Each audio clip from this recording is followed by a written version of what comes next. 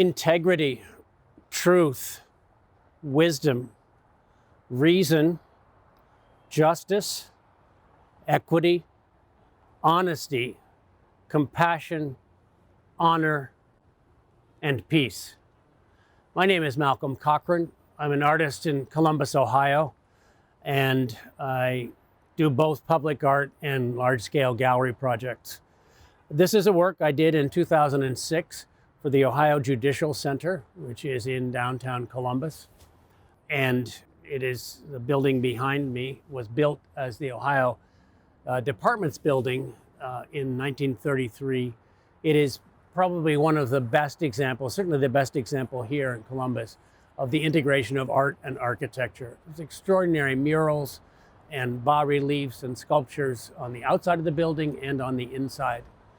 And when it was determined that it would be renovated in the early 2000s to create a home for the Ohio Supreme Court, it was also decided to commission new works of art to be part of the site.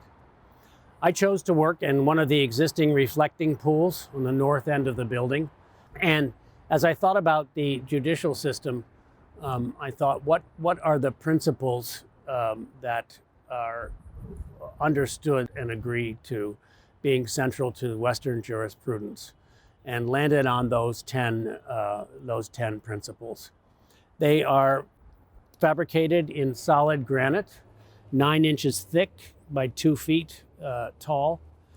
And most of the year, there is water in this reflecting pool that is up to 9 inches.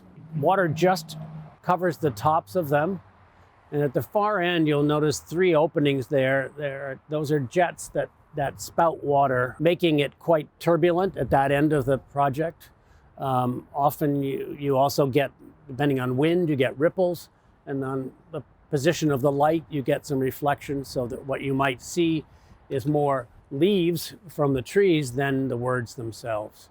So central to my concept is that these solid, immutable elements, principles, in fact become fluid and blurry.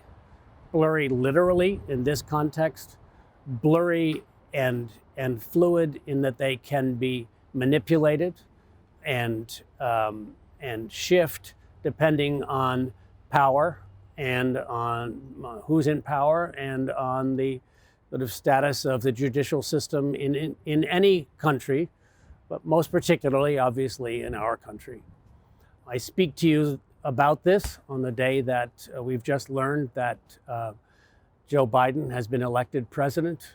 And after a very turbulent period here, it's a twist of fate that I'm able to record this on the day that we get the news that he is the president.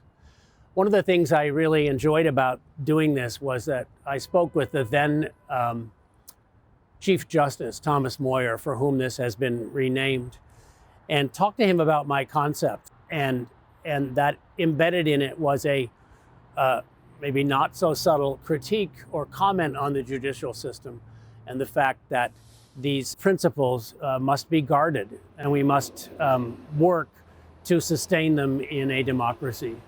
Hence the title, In Principle and in Practice. They should be both in principle and in practice.